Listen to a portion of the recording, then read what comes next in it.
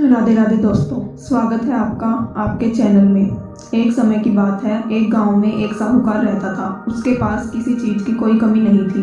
धन दौलत सुख सुविधा सब कुछ था। फिर भी वह दंपत्ति बड़े दुखी रहते थे क्योंकि उनकी कोई संतान नहीं थी। वैद्य हकीम पूजा पाठ करके उन्होंने सारे उपाय कर लिए, फिर भी साहूकार और उसकी पत्नी को संतान का सुख प्राप्त नहीं हुआ। साहूकार ने मान लिया था कि अब उसे निसंतान ही पूरा जीवन व्यतीत करना होगा, परंतु उसकी पत्नी का दिल यह बात मानने को तैयार नहीं था। वह हमेशा ईश्वर की भक्ति में लगी रहती थी। उसे लगता था कि ईश्वर उसकी विनती एक दिन अवश्य सुनेंगे और उसकी सुनी गोद भर देंगे। साहूकार हमेशा अपनी पत्नी से कहता था, अरे भाग्यवान, अब बस भी करो, कितनी बार ईश्वर से मांगोगी। अगर ईश्वर की यही मर्जी है कि हम निसंतान रहे तो यही सही है। परंतु साहूकार की पत्नी उसकी एक भी बात नहीं सुनती थी। वह हर रोज साहूकार के काम पर जाने के बाद घर में अकेली पूजा पाठ में लगी रहती थी और ईश्वर से अपनी सूनी गोद भरने की विनती करती थी। जो भी समय बचता उसमें वह घर में आने वाले पक्षियों को दाना डालती और उन्हें देखकर अपना मन बहलाती। एक बार एक मैना पक्षी का जोड़ा उनकी छत पर आया और घोंसला बनाकर रहने लगा। उस घोंसले में मैना पक्षी का एक अंडा था। मैना पक्षी का जोड़ा रोज सुबह भोजन की तलाश में उड़ जाता और शाम को वापस अपने घोंसले में लौट आता था। साहूकार की पत्नी यह सब रोज देखती थी। फिर एक दिन ऐसा हुआ कि मैना पक्षी का जोड़ा शाम को घोंसले में वापस नहीं लौटा। यह देखकर साहूकार की पत्नी बड़ी परेशान हो गई। उसने कई दिनों तक मैना पक्षी के घोंसले में वापस आने का इंतजार किया, लेकिन वह जोड़ा फिर कभी लौटकर नहीं आया। अब साहूकार की पत्नी ही उस अंडे की देखभाल करने लगी। वह दिन भर अंडे को ऐसे देखती जैसे उसमें पल रहा बच्चा उसी का हो। मैना का वह अंडा बड़ी तेजी से बढ़ने लगा। हर रोज वह दुगना हो जाता। यह देखकर साहूकार की पत्नी डरने लगी। एक दिन उसने देखा कि अंडा दुगना हो गया, तरबूज के आकार का हो गया था। यह देखकर वह घबरा गई और घर से भागकर साहूकार को बुलाने चली गई। जब साहूकार और उसकी पत्नी अंडे के पास पहुंचे तो अंडा लुढ़क कर उनके पैरों के पास आ गया। साहूकार ने डरते हुए जैसे ही अंडे को छुआ, वह फूट गया। उसमें से एक बेहद सुंदर और प्यारी सी लड़की निकली। साहूकार की पत्नी उसे देखकर बहुत प्रसन्न हुई और तुरंत उसे अपने सीने से लगा लिया, क्योंकि वह लड़की मैना की बेटी थी। साहूकार ने उसका नाम मैनावती रख दिया और उसे अपनी बेटी मानकर पालने लगे। दोनों पति पत्नी ने मैनावती का पालन पोषण बड़े ही प्यार से किया। समय सुखपूर्वक बीत रहा था।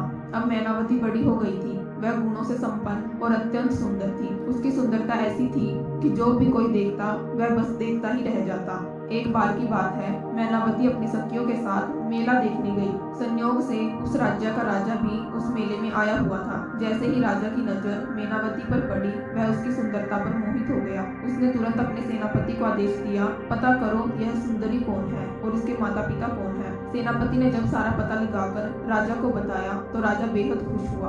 वह दौड़कर अपनी रानी के पास गया और कहा, अरे भाग्यवान, हमारी बेटी मैनावती के तो भाग्य खुल गए। राजा साहब उससे विवाह करना चाहते हैं। यह सुनकर साहूकार की पत्नी खुशी से झूम उठी। दोनों पति पत्नी बहुत प्रसन्न हुए और खुशी खुशी मैनावती का विवाह राजा से कर दिया। राजा की पहले से ही एक रानी थी। अब मैनावती राजा की दूसरी रानी बनकर महल पहुंच गई। महल में उसका भव्य स्वागत किया गया। पूरी महल में मैनावती की सुंदरता की चर्चा होने लगी। सब कहने लगे कि छोटी रानी मैनावती तो बड़ी रानी से भी अधिक सुंदर है। यह सुनकर बड़ी रानी मैनावती से जलने लगी। राजा अब हमेशा मैनावती के आसपास ही रहता और हर काम में उससे ही सलाह लेता। यह सब देखकर बड़ी रानी को और भी ईर्ष्या होने लगी। मैनावती को महल से हमेशा के लिए भगा देना चाहती थी। इसी विचार के साथ एक दिन बड़ी रानी मैनावती के पास आई और बोली, मैनावती, तुम तो हमारी तरह इंसान के पेट से नहीं आई हो। तुम तो किसी जादू की तरह अंडे से निकली हो। इसके बाद वह कहने लगी, तुम्हारी जान किसमें है। मैनावती ने कहा, जैसे सभी इंसानों की जान उनके दिल में होती है, उसी तरह मेरी जान भी मेरे दिल में ही है। तब बड़ी रानी बोली, देखो मैनावती, मैं तुम्हारी बड़ी बहन जैसी हूँ। मुझे यह जानने की बड़ी इच्छा हो रही है कि तुम्हारी जान किसमें है। देखो, तुम अब रानी बन गई हो। राज परिवार के लोगों पर हमेशा जान का खतरा बना रहता है। मैं यह जानना चाहती हूँ कि तुम्हारी जान किसमें है, ताकि अगर कभी तुम्हारी जान को कोई खतरा हो तो मैं तुम्हारी रक्षा कर सकूं। बोली मैनावती बड़ी रानी की चाल को समझ नहीं पाई और उसे सब कुछ बता दिया। उसने कहा, मेरे मायके के आंगन में एक कुआं है। उस कुएं में एक लकड़ी का बक्सा रखा हुआ है। मैनावती ने बड़ी रानी को बताया था, लकड़ी के बक्से के अंदर एक छोटी सी डिबिया है। उस डिबिया में मोतियों से चमचमाती हुई एक माला है और उसी माला में मेरी जान बसती है। सारी बातें जानने के बाद बड़ी रानी ने मैनावती से कहा, मैनावती, फिर तो तुम्हारी जान बड़ी सुरक्षित जगह पर है, परंतु सावधान रहना, हम रानियों के तो अनेकों दुश्मन होते हैं, हमेशा जान का खतरा बना रहता है। यह कहकर बड़ी रानी वहाँ से चली गई। मैनावती चुपचाप बैठी बड़ी रानी से हुई बातों के बारे में सोच रही थी। तभी वहाँ राजा आ गया। उसने मैनावती से कहा, किन ख्यालों में खोई हुई हो, जरा मुझे भी बताओ। मैनावती ने कहा, महाराज, अगर मैं मर जाऊं तो मुझे जलाना नहीं। यह सुनकर राजा ने तुरंत कहा, यह कैसी अपशगुन वाली बातें कर रही हो।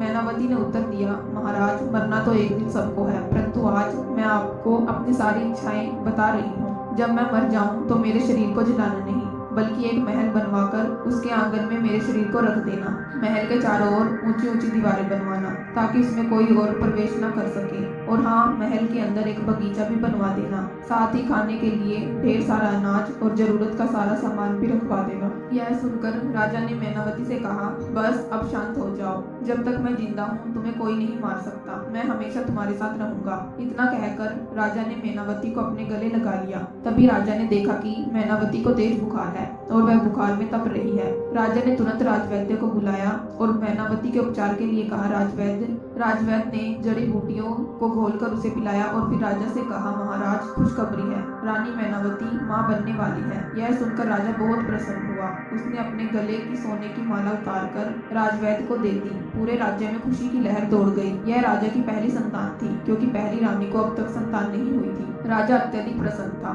और उसने मैनावती को और भी अधिक प्यार करना शुरू कर दिया। यह सब देखकर बड़ी रानी मैनावती से और भी जलने लगी। अब वह उसे राजमहल से हटाने की योजना बनाने लगी और अपनी नौकरानी को बुलाकर कहा, तुरंत गोताखोर को बुलाओ। नौकरानी ने गोताखोर को बड़ी रानी के पास ले जाकर कहा कि वे तैयार हैं। बड़ी रानी ने गोताखोर से कहा, मैनावती के मायके के आंगन में जो कुआं है उसमें एक लकड़ी का बक्सा रखा हुआ है। उस बक्से में एक छोटी सी डिबिया है, उसे निकालकर मेरे पास लाओ। यदि तुम इस काम में सफल रहे तो मैं तुम्हें मुंह मांगा इनाम दूंगी, लेकिन ध्यान रहे, अगर असफल रहे या किसी को इस बात का पता चला तो मैं तुम्हें जान से मरवा दूंगी। रानी का आदेश पाकर गोताखोर तुरंत मैनावती के मायके गया। मौका देखकर उसने आंगन के कुएं से लकड़ी का बक्सा निकाला और उसमें से वह डिबिया निकाल ली। जैसे ही डिबिया निकली, मैनावती की तबीयत बिगड़ने लगी। गोताखोर वह डिबिया महल लाकर बड़ी रानी को दे दी। उधर मैनावती की हालत और खराब होती गई। उसकी सांसें ऊपर नीचे होने लगी।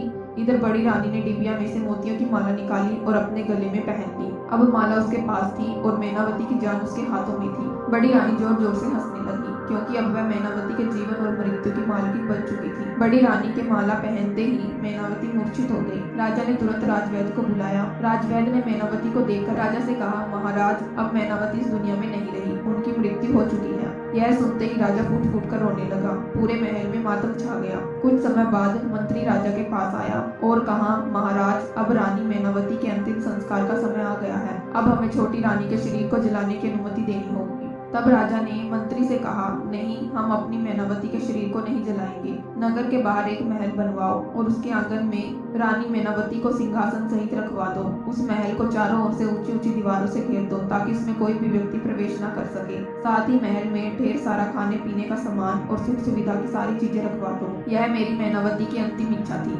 मंत्री राजा की बातें सुनकर हैरान था, लेकिन उसे राजा के आदेश का पालन करना पड़ा। नगर के बाहर एक बड़ा और भव्य महल बनवाया गया। उस महल को ऊंची ऊंची दीवारों से घेर दिया गया। महल के आंगन में मैनावती को सिंहासन सहित बैठा दिया गया। साथ ही वहाँ ढेर सारा अनाज और सुख सुविधा की सारी चीजें रखवा दी गई। मैनावती की मृत्यु पर बड़ी रानी बेहद प्रसन्न हो गई, लेकिन राजा मैनावती की मृत्यु से गहरे शोक में डूब गया। उसका किसी भी काम में मन नहीं लग रहा था। हर पल वह मैनावती को याद करता और उसकी कमी महसूस करता था। राजा हमेशा मैनावती की यादों में खोया रहता था। एक दिन उसने सोचा कि मैनावती ने आखिर अपने शरीर का अंतिम संस्कार करने से क्यों मना किया था। क्या वह फिर से जीवित होकर लौट आएगी? परंतु राजा ने अपने दिल को समझा लिया कि मरे हुए लोग कभी वापस नहीं आते। राजा मैनावती की याद में अक्सर उसके महल के चारों ओर चक्कर लगाया करता था। एक दिन उसने महल के अंदर से एक बच्चे के रोने की आवाज सुनी। राजा हैरान था कि महल के अंदर बच्चा कहाँ से आया। बच्चे को देखने के लिए वह महल के अंदर गया। जब राजा ने देखा तो मैनावती का निष्प्राण शरीर सिंहासन पर पड़ा हुआ था। राजा ने बच्चे को गोद में लिया। राजा ने जैसे ही बच्चे को गोद में लिया, वह चुप हो गया। थोड़ी देर तक राजा के साथ खेलने के बाद बच्चा सो गया। राजा ने बच्चे को मैनावती के बगल में सुला दिया और महल से बाहर निकल आया। अगले दिन राजा फिर से बच्चे को देखने महल गया। उसने देखा कि बच्चा महल के आंगन में खेल रहा था। राजा ने उसे गोद में उठाया और वह बच्चा थोड़ी देर राजा की गोद में खेलने के बाद वहीं सो गया। राजा रोज बच्चे से मिलने मैनावती के महल जाने लगा। वह उसके लिए खिलौने और खाने पीने का सामान ले जाता। थोड़ी देर खेलकर वह बच्चे को मैनावती के पास सुला देता और महल से लौट आता। धीरे धीरे समय बीतने लगा और बच्चा बोलने और बातें समझने लगा। एक दिन राजा ने उससे पूछा, बेटा तुम्हारी माँ कहाँ है? बच्चे ने मैनावती की ओर इशारा करते हुए कहा, यही मेरी माँ है। यह सुनकर राजा हैरान रह गया। वह समझ गया कि यह बच्चा मैनावती का ही है। राजा ने फिर पूछा, बेटा तुम्हें रोज खाना कौन खिलाता है? बच्चे ने जवाब दिया, मेरी माँ। राजा आश्चर्यचकित होकर मैनावती की ओर देखने लगा। मैनावती तो कैसे पाल सकती है? उसने बच्चे से पूछा, बेटा तुम्हारी माँ कब जागती है? बच्चे ने कहा, मेरी माँ रोज रात में जागती है। वह मुझे ढेर सारा प्यार करती है, खाना खिलाती है और सुबह होते ही फिर से सो जाती है। राजा ने उससे कहा, बेटा आज रात जब तुम्हारी माँ जागे तो उससे पूछना कि वह दिन भर क्यों सोती है और रात में ही क्यों जागती है। बच्चे ने कहा, ठीक है मैं पूछ लूंगा। रात में जब मैनावती जागी और अपने बच्चे को खाना खिलाने लगी तो बच्चा बोला, माँ मेरा पेट भरा हुआ है, मुझे बिल्कुल भूख नहीं है। मैनावती ने हैरानी से पूछा, बेटा तुम्हें खाना किसने खिलाया? बच्चे ने जवाब दिया, माँ दिन में राजा साहब आते हैं, यह सारे खिलौने भी राजा साहब ही लेकर आए हैं। वे मेरे साथ खेलते हैं, मुझे गोद में उठाते हैं और ढेर सारा प्यार करते हैं, फिर मैं उनकी गोद में सो जाता हूँ। फिर बच्चा बोला, माँ राजा साहब ने मुझसे कहा था कि मैं तुमसे पूछूं कि तुम दिन में क्यों सोती हो और रात में ही क्यों जागती हो। मैनावती यह सुनकर समझ गई कि राजा अब सब कुछ जानना चाहता है। उसने सोचा राजा को सच्चाई बताने का यही सही समय है। मैनावती ने बच्चे से कहा, बेटा अगली बार जब राजा साहब आए तो उनसे कहना कि बड़ी रानी के गले में जो चमकती हुई मोतियों की माला है उसी में मेरे प्राण बसते हैं।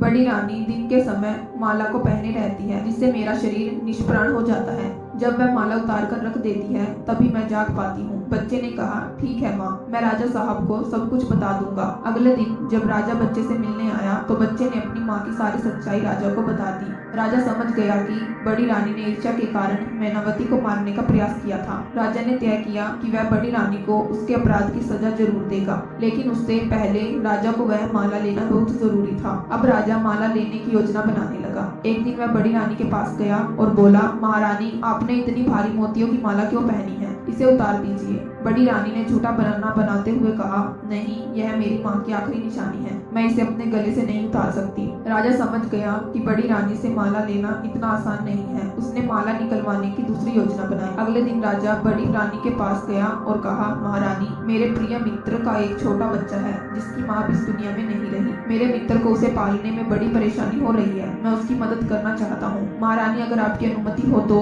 क्या मैं उस बच्चे को अपने घर में रख सकता हूँ? अगले दिन राजा मैनावती के बच्चे से मिलने गया और उसे सारी योजना समझा दी। राजा ने कहा, जैसे ही बड़ी रानी तुम्हें गोद में उठाएगी तुम बड़ी रानी के गले में पड़ी मोतियों की माला को पकड़कर जोर जोर से रोने लगना और कहना कि तुम्हें इस माला के साथ खेलना है। तब तक रोते रहना जब तक वह माला उतारकर तुम्हें ना दे दे। बच्चे ने सिर हिलाकर कहा, हाँ मैं सब समझ गया। फिर राजा बच्चे को अपने साथ महल में ले आया। महल में सभी लोग बच्चे से बहुत प्यार करने लगे। थोड़ी देर बाद बड़ी रानी भी वहाँ आई और बच्चे को अपनी गोद में उठा लिया। जैसे ही बड़ी रानी की गोद में बच्चा गया उसने तुरंत उसके गले में पड़ी मोतियों की माला को पकड़ लिया और जोर जोर से रोने लगा। बच्चा कहने लगा, मुझे इस माला से खेलना है, मैं इसके साथ खेलूंगा। बड़ी रानी ने कहा, नहीं बेटा यह खेलने की चीज नहीं है, मैं तुम्हें दूसरे खिलौने ला दूंगी। फिर बड़ी रानी ने नौकरों से कहा कि बच्चे के लिए ढेर सारे खिलौने लाए जाएं, लेकिन बच्चा माला की जिद पकड़कर रोता रहा। वह जमीन पर लौटने लगा और दहाड़े मार मार कर रोने लगा। महल के सभी लोग इकट्ठा हो गए और उसे चुप कराने की कोशिश करने लगे, पर बच्चा लगातार माला की रट लगाए हुए था। ऐसा लग रहा था कि अगर उसे माला नहीं मिली तो वह रोते रोते जान दे देगा। तभी राजा योजना के अनुसार वहाँ आया और बड़ी रानी से कहा, महारानी आप यह क्या बच्चों की तरह हरकतें कर रही हो? आप इस राज्य की महारानी हैं और एक मामूली सी माला के लिए बच्चे की जान खतरे में डाल रही हो। सोचिए अगर इस बच्चे को कुछ हो गया तो लोग क्या कहेंगे, आपकी प्रतिष्ठा का क्या होगा? राजा की बात सुनकर बड़ी रानी सोच में पड़ गई। उसने सोचा अगर इस बच्चे को कुछ हो गया तो सच में मेरी प्रतिष्ठा खत्म हो जाएगी। उसने निश्चय किया कि थोड़ी देर के लिए माला बच्चे को दे देती हूँ, जब बच्चे का मन भर जाएगा तो माला वापस ले लूंगी। बड़ी रानी ने अपने गले से माला उतारकर बच्चे को दे दी। बच्चा माला लेकर आंगन में घूम घूम कर खेलने लगा। थोड़ी देर बाद उसने चुपके से माला राजा को ला दी। राजा तुरंत माला लेकर मैनावती के महल पहुंचा और माला को मैनावती के गले में डाल दिया। माला पहनते ही मैनावती जाग गई। राजा ने तुरंत मैनावती को गले लगा लिया। मैनावती ने राजा को सारी बातें बता दी और कहा, राजा साहब यह छोटा बच्चा आपका ही बेटा है। राजा ने कहा, मैनावती मैं सारा सच जान चुका हूँ। बड़ी रानी ने तुम्हारे साथ बहुत अन्याय किया है, उसे उसके अपराध की सजा जरूर मिलेगी। अभी तुम कुछ दिनों तक इस महल में रहो, समय आने पर मैं तुम्हें राजमहल वापस ले जाऊंगा। राजा ने बच्चे को भी मैनावती को सौंप दिया और राजमहल लौट गया। जब बड़ी रानी ने राजा को महल में आते देखा तो उसने पूछा, महाराज, क्या आपने उस छोटे बच्चे को देखा जो मेरी मोतियों की माला लेकर खेल रहा था? बड़ी रानी बोली, अभी तो यहीं खेल रहा था, ना जाने कहाँ चला गया। परंतु महाराज, आप इतनी देर से कहाँ थे? मैंने सोचा वह बच्चा आपके साथ ही गया होगा। अब वह बच्चा आपके साथ भी नहीं है तो ना जाने कहाँ चला गया। राजा ने गंभीर स्वर में कहा, रानी साहिबा, हमारे ऊपर दुश्मनों का हमला होने वाला है और आपकी जान को बड़ा खतरा है। यह बात सुनकर बड़ी रानी डर गई और बोली, महाराज, मुझे बचा लीजिए। राजा ने कहा, महारानी, मैंने आपको छिपा कर रखने के लिए तहखाना तैयार करवाया है, उसमें आपकी सुख सुविधा की सारी चीजें रखवा दी हैं। आप कुछ दिनों तक वहीं छुप कर रहिए। बड़ी रानी ने सहमति में सिर हिलाते हुए कहा, हाँ महाराज, आप जब तक कहेंगे मैं उसी तहखाने में रहूंगी। राजा बड़ी रानी को तहखाने में ले गया और उसे बंद कर दिया। फिर उसने बड़ी रानी को सारी सच्चाई बताई और कहा, तुमने जो मैनावती के साथ किया, अब तुम्हें उसकी सजा भुगतनी होगी।